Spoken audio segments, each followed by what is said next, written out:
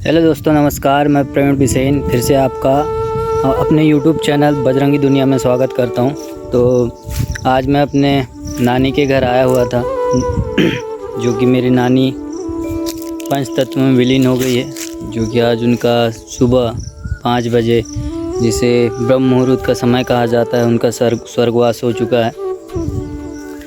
जीवन में माँ पिताजी के अलावा अगर कोई सबसे अहम योगदान निभाता है तो वह दादा दादी, नाना नानी।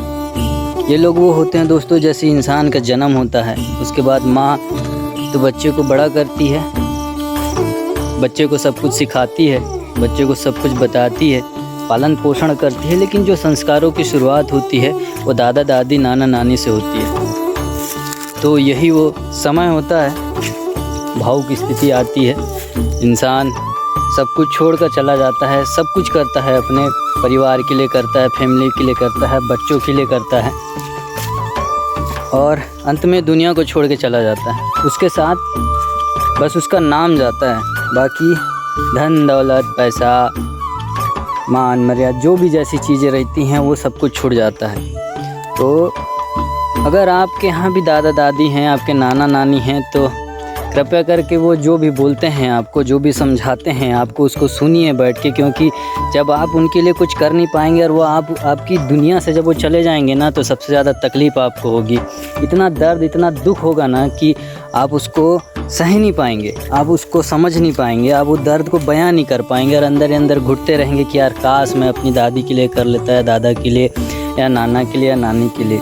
तो ये जो होते हैं ना, इनके पास लाखों की दौलत, करोड़ों अरबों की दौलत होती है, वो ये होते हैं कि वो उनकी जीवन का तजुर्बा। अगर आपके यहाँ हैं, आपके दादा दादी, नाना नानी जीवित हैं, तो कृपया करके वो जो बोलते हैं, जो समझाते हैं, उसको मानिए, उसको समझिए। ये वही सीख है जो जीवन जीने के लिए बहुत ज़्यादा महत्वपूर्ण है। आपको जीवन को जीने का जो तरीका सलीका जो मिलता है वो यहीं से मिलता है दोस्तों।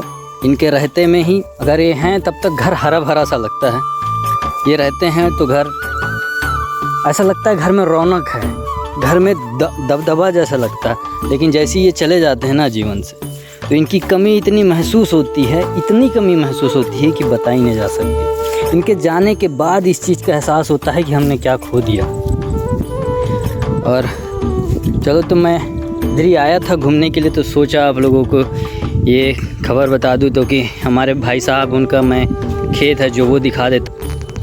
ये तालाब है जहाँ मछली पालन की जाती है। अभी तो मछलियाँ कम हैं यहाँ पे।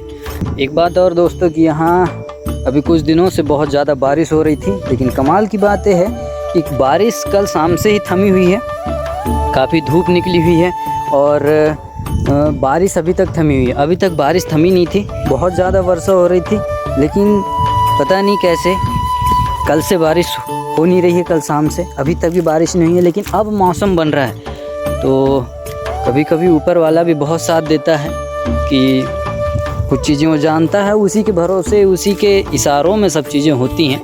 कि वो देख रहा था, या उसे पता था कि कोई जाने वाला है दुनिया से, या उसके साथ कोई समस्या हो सकती है, कोई प्रॉब्लम हो सकती है। तो अगर ये वर्षा होती तो शायद उतनी व्यवस्थाएं बिगड़ जाती, जो भी है अग्नि जो दी जाती है, वो अग्नि ठीक से वो पंच तत्व में विलीन नहीं हो पाती। तो ऊपर वाले के भी हाथ में सारी चीज़ें होती हैं, वही सब कुछ करता है। तो देखिए, बारिश भी थमी हुई है और मैं आ गया हूँ ये तालाब के नीचे में। तो आपको मैं दिखाने की कोशिश करता हूँ, यदि मछलियाँ यहाँ पे दिखाई देती हैं तो। शायद अभी तो है नहीं, गर्मी के मौसम में बाहर आ जाती हैं, बट मछलियाँ अभी कम हैं, बहुत कम हैं, तो इसलिए आप लोगों को दिखेंगी नहीं। अभी कुछ दूरी में दिखी थी, ये आप देख सकते हो, थोड़ा पानी का चहलपन। यहीं पे मछलियों का है मछलियाँ, बट अभी बाहर नज़र नहीं आ रही हैं। पानी काफ़ी थोड़ा गंदा हो गया है, क्योंकि वर्षा हुई है, इधर उधर का पानी आया है, अभी साफ पानी आया नहीं है। तो इसीलिए आप नज़ारे का लुत्फ़ उठा सकते हैं। और ये जो दिख रहा है सामने, इधर पे गेहूं लगाया जाता है, इधर बहुत सारा काट के रखा था। वो नानी की बहुत ज़्यादा तबीयत ख़राब थी, मतलब 4-10-12 दिनों से तो पूरा गेहूं नाश हो गया है। आप देख सकते हैं जो गेहूं के कड़पा जैसे बोला जाता है कि काट करके रख दिया जाता है, उसे उठाया नहीं गया तो पूरा गेहूं सड़ गया। वो आपको कुछ दूरी पे मशीन दिखाई दे रही होगी।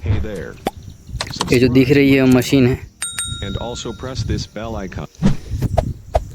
तो ये तो फसल का अलग से नुकसान हो गया। नुकसान चलो ठीक है, लेकिन उन्होंने अपनी नानी की सेवा किया। उन्हें कभी लाइफ में एक मलाल नहीं रहेगा कि उन्होंने कुछ अपनी नानी के लिए किया नहीं। वो बचपन से यहीं रहते थे हमारे भाई साहब, तो उन्होंने भरपूर अपनी नानी की सेवा किया। हमारी नानी की जो अब इस दुनिया में नहीं रही, बहुत चीज़ें सिखाई उन्होंने, जीवन को जीने का तरीका सिखाया। और आप देख सकते हैं इधर का बेहतरीन नज़ारे। ये यहाँ से आप देखेंगे तो आपको पूरा जंगल, बहुत ज़्यादा घना जंगल नज़र आएगा। कुछ महुआ के पेड़ हैं यहाँ, और ये भी किसी चीज़ का पेड़ है मालूम नहीं, मुझे तो नाम नहीं पता, बट ये गुलमोहर का पेड़ जैसा लग रहा है, मालूम नहीं किस चीज़ का पेड़ है। रौनक बड़ी अच्छी रहती है। छत्तीसगढ़ है, छत्तीसगढ़ का कवर्धा ज़िले का बमनी गांव है, जहां मेरा ममियार है, मतलब नाना गांव जिसे कह सकते हैं। यहाँ पे बहुत खेल कूद किया है हमने। आज आत्मा बहुत दुखी है, मतलब ऐसा कि नाना नानी के यहाँ ज़्यादा आना जाना होता नहीं था, फिर भी नानी के बहुत करीब था मैं। बहुत सारी चीज़ें उन्होंने सिखाया मुझे। मैं ज़्यादा सेवा नहीं कर पाया नानी का, इस चीज़ का मुझे बहुत मलाल रहेगा या, क्योंकि इस जीवन में आना जाना तो सबका लगा रहता है। एक इंसान मोह के साथ सबके साथ जुड़ जाता है, तो वही चीज़ें हैं इंसान को जोड़े रखती है, बांधे रखती है एक इंसान को दूसरे इंसान से। तो ये बंधन है जिससे दुनिया चलती है। जाना तो एक दिन सबको है। बोलते हैं कि मोह माया जंजाल है। अगर तुम इंसानी जीवन में आए हो और जीवन जी रहे हो, तो इन चीज़ों का पालन करना बहुत ज़रूरी है। कुछ कर्तव्य होते हैं, कुछ माँ बेटे का कर्तव्य होता है, पिता का कर्तव्य होता है, पुत्र का होता है, नाती का होता है, दादा का होता है, नानी का होता है। ये जो कर्तव्य है इनको निभाना पड़ता है। अगर आप मनुष्य योनि में आए हो, जीवन में आए हो, तो ये सब चीज़ें करनी पड़ती है। तो नानी ने अपना जो जीवन जिया वो बहुत कष्टदायी था उनका। उन्होंने बहुत सारी चीज़ों से सीखा। उनके जीवन में बहुत सारी समस्याएं आईं, लड़ी, वो कभी घबराई नहीं, डटकर उनका सामना किया और उसमें सफल भी हो गई। एक बहुत बेहतर लाइफ अब उनका जो समय चालू हो रहा था वो अब शांति से गुजारने का था। तो भगवान की भक्ति करते हुए मलिन थी, अब वो पंच तत्व में विलीन हो गई है। तो इसी के साथ मैं अपना ये ब्लॉग ख़त्म करता हूँ। मिलते हैं अगले ब्लॉग के साथ, अगली चीज़ के साथ। तब तक के लिए जय हिंद, जय भारत।